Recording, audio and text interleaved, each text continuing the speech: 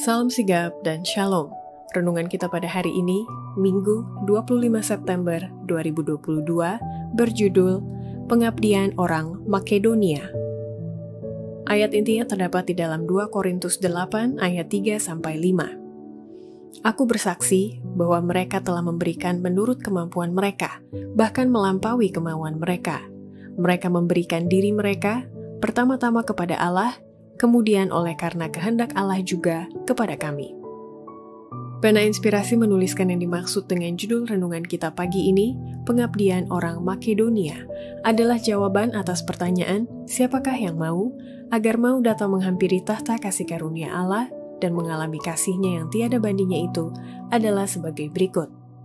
Pertama, setiap orang bisa melakukan pengabdian orang Makedonia bila mana ia memiliki kemurahan hati dan rela berkorban sesuai dan bahkan melampaui kemampuannya untuk meringankan beban penderitaan bagi orang-orang seiman lainnya.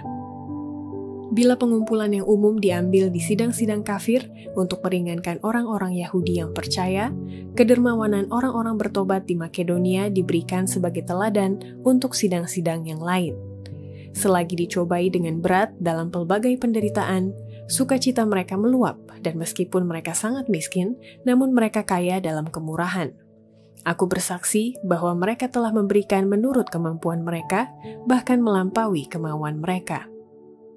Kedua, setiap orang bisa melakukan pengabdian orang Makedonia bila mana oleh gerakan Roh Kudus telah mendorong orang itu dengan rela hati memberikan dengan leluasa hartanya untuk menyokong pekabaran Injil dan menyangkal diri sendiri untuk keperluan atas benda-benda duniawi bagi dirinya sendiri demi untuk menunjang keperluan orang-orang lain. Kerelaan untuk berkorban di pihak orang-orang Makedonia yang percaya datang sebagai akibat penyerahan diri yang sungguh-sungguh. Digerakkan oleh Roh Allah, mereka memberikan diri mereka kepada Allah. Maka mereka dengan rela memberikan dengan leluasa dari harta mereka untuk menyokong pekabaran Injil. Tidak perlu mendesak mereka untuk memberi. Agaknya, mereka bersuka dalam kesempatan untuk menyangkal diri mereka sendiri, malahan keperluan benda-benda dengan maksud untuk menunjang keperluan orang-orang lain.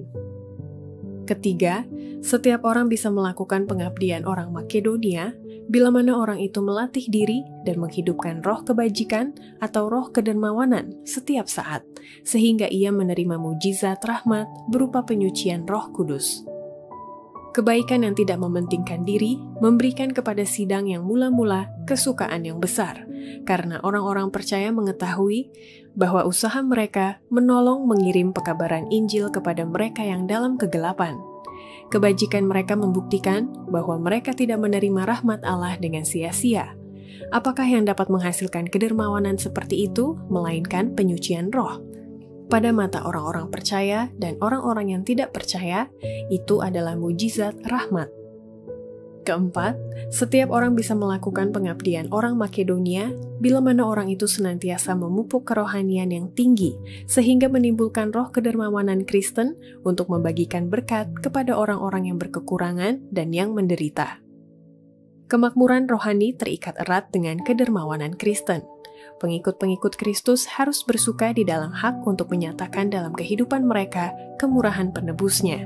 Sementara mereka memberi kepada Tuhan, mereka mempunyai kepastian bahwa harta mereka mendahului mereka ke istana-istana surga. Apakah manusia menjadikan milik mereka aman? Biarlah mereka menaruh itu di tangan yang menanggung tanda penyaliban. Apakah mereka menikmati harta mereka? Biarlah mereka menggunakannya untuk mendatangkan berkat kepada yang berkekurangan dan yang menderita. Demikianlah renungan kita pada hari ini, kiranya Tuhan memberkati kita semua.